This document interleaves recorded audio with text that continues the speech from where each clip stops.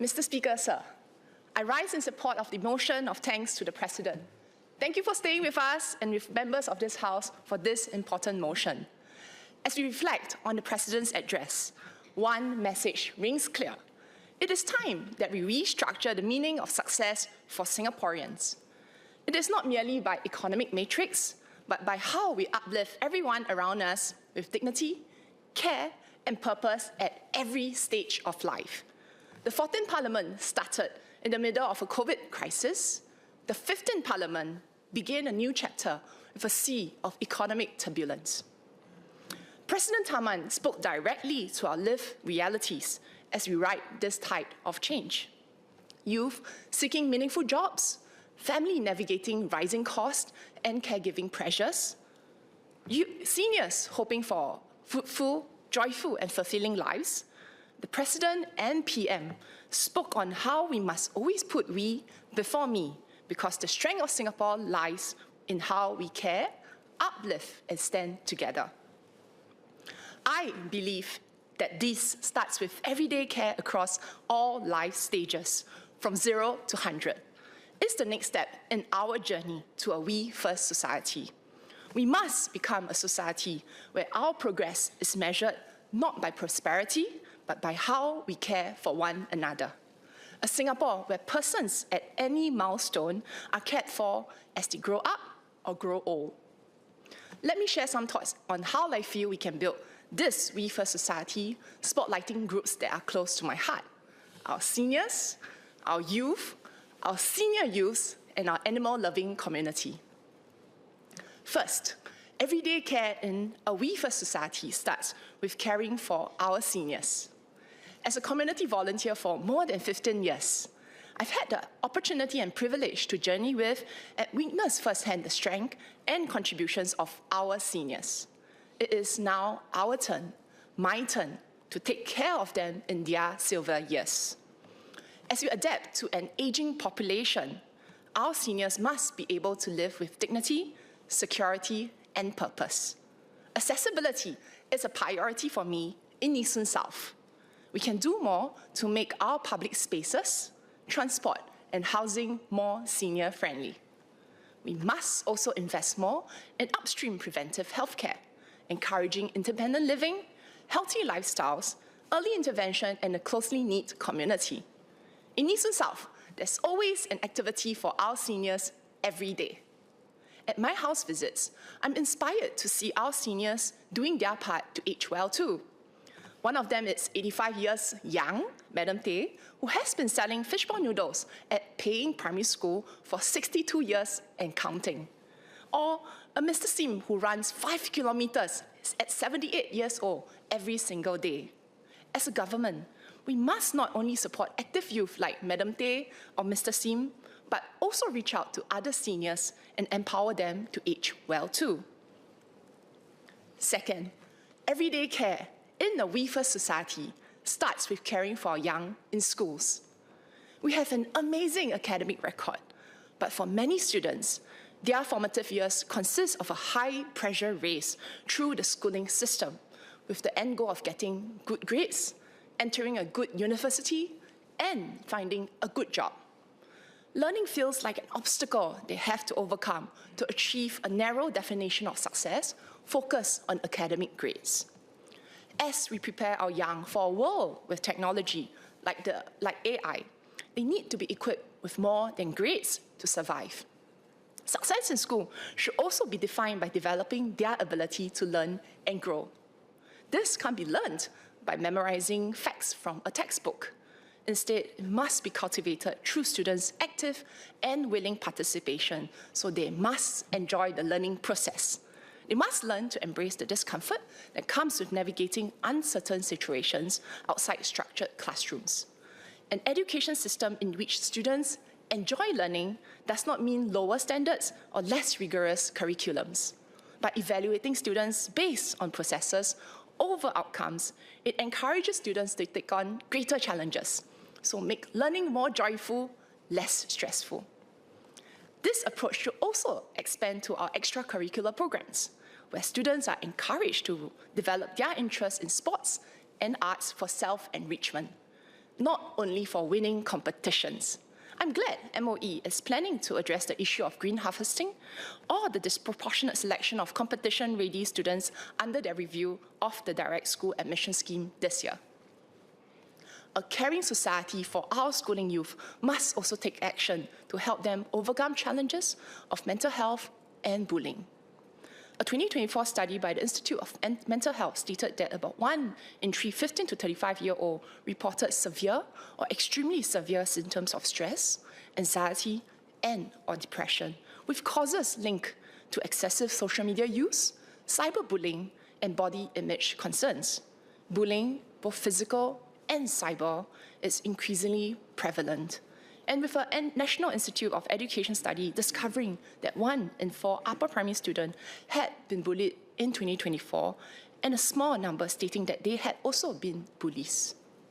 These youth are not only struggling, they are struggling silently, as a sizable number does not seek any professional help.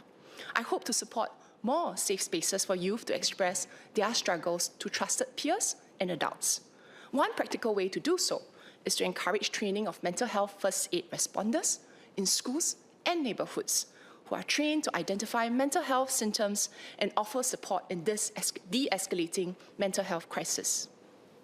By teaching our students to support those around them, we create a culture where mental health struggles are not perceived as a diminishing of one's capabilities and value, but a challenge that can be overcome with community support to allow every person to realize their full potential. To all our boys and girls sitting for PSLE, do your best and know that your best is good enough, and we are all rooting for you. 加油! Third, everyday care in a we first society also means caring for those who might be at their peak of health but face less obvious challenges. I'm speaking about a group, I call them senior youth. Not young seniors, but senior youths. Singaporeans in their mid-20s to mid-30s. These are young Singaporeans who are burdened with adulting responsibilities. They have just entered the workforce, just got married, just started their parenthood journey. They are also finding their footing in today's uncertain world with a rapidly changing economic order, but also bearing the responsibility of being caregivers to their children and/or senior parents. In interacting with our senior youths, and being one myself, I understand how their high aspirations are met with real anxieties. Senior youths aspire to have fulfilling careers and give their families a good life, and have anxiety over job security as they hear the increasing challenges for graduates to secure a job in the face of economic headwinds. Senior youth aspire to be good parents and filial children, but face the anxiety of balancing caregiving responsibilities with work responsibility. I thank Mr. President for laying out a clear agenda to support the employment of our graduates. Measures such as the GRIT shows our commitment and innovation to find solutions that work for employers and job seekers. I hope the GRIT could also expand to young early career workers, our senior youth, who may have unfortunately lost their jobs recently and now looking to switch career paths. Besides training, a we first society also needs more childcare leave and caring workplaces to support our senior youth roles as caregivers. On workplaces, these need not come at the expense of productivity. Our tripartite framework tells us that it is never a zero-sum game between our workers and our companies. They require a government that is willing to broker conversations and provide leadership, a union that is sensitive to the needs of the workers, and companies that are willing to experiment and provide feedback. Sometimes the process of arriving at these solutions might seem slow, but I believe that in building a truly compassionate society, it is necessary that we pause to hear one another out, and each of us in this house can play our part in ensuring that the Singaporeans we care about are heard and their concerns addressed. Fourth, everyday care in a we first society starts also with caring for our animals too. Nee Soon has an animal-loving community. I've had the privilege to see the quiet but powerful ways animals and animal lovers bring our community together. From a Nee Soon Pets Fiesta attended by 3,000 animal lovers just over the weekend, to the quiet dedication of a network of community feeders who brave rain or shine to care for our community animals, this reflects something larger, a kinder and a more caring home. Coincidentally, just as MOS Alvin Tan, who met SPCA team in July, I also had the chance to visit their Sungai Tengah premises where I met Halia, a community dog, a gentle community dog, and she was ready for adoption at that time.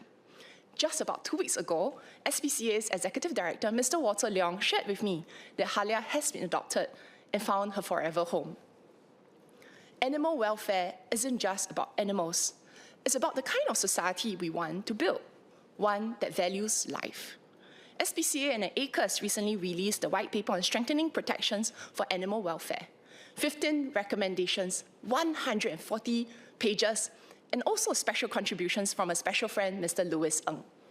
I thank Minister Chi for the written reply that some of these recommendations could be adopted as part of the ongoing review for the Animals and Birds Act in 1965.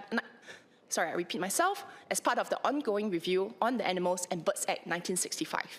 The review ensures the Act remains effective in deterring acts of animal cruelty and abuse. I believe we now have a strong starting point to discuss and debate key animal welfare reforms, be it through more animal welfare education, better enforcement against cruelty and neglect, and raising awareness of the 5 domains of animal welfare. Sir, in Mandarin, please. 议长先生，尚达曼总统发表的政府施政方案演说中，强调我国需要打造一个以我们优先的多元社会。我认为，要达成这个目标，就必须努力照顾好国人在各个年龄层、各个年龄阶段的需要。首先，当然是我们的年长者。在义顺南，我的目标是让乐龄人士每天都能动手也动口，动脚也动脑。我们要鼓励年长者更独立健康，能在社区继续保持活跃，动手参与活动，动口多结交朋友。我们也必须让社区更加亲乐龄，让年长者能够动脚到处跟朋友拍拍照，也动脑保持思维敏捷，甚至发起活动，带动更多年长朋友。另一个我特别关注的族群是我们的成熟青年，也就是20多岁和30多岁的国人，我也是其中一份子。这个年纪的新加坡人突然一天发现，原来我们也已经是所谓的大人了，要面对的也是现实的挑战。其中有的刚踏入社会，有的刚组织家庭，在这个充满不确定性的世界，试图站稳脚步。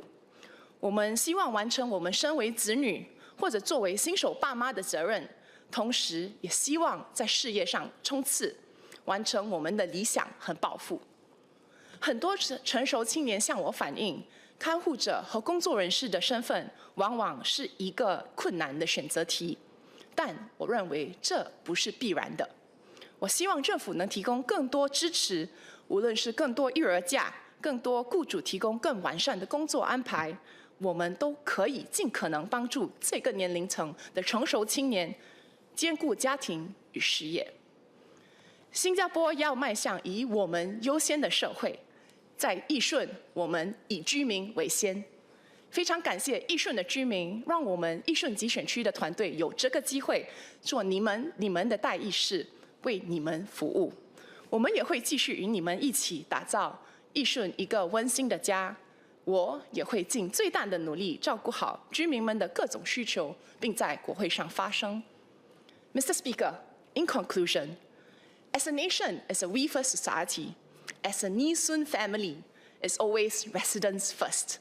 Once again, we are grateful to all Nee Soon residents for the opportunity to serve you and to work with you to make Nee Soon a home with a heart. We can chart our own path, not just be an efficient and productive city, but also to be a we-first city-state with everyday care at every stage of life. A city that recognizes the challenges that every generation faces, but also a city where its citizens are willing to work together, not being divided by lines of age, gender, religion, ethnicity, education, or socio-economic status, but joined by our common purpose of seeing one another thrive.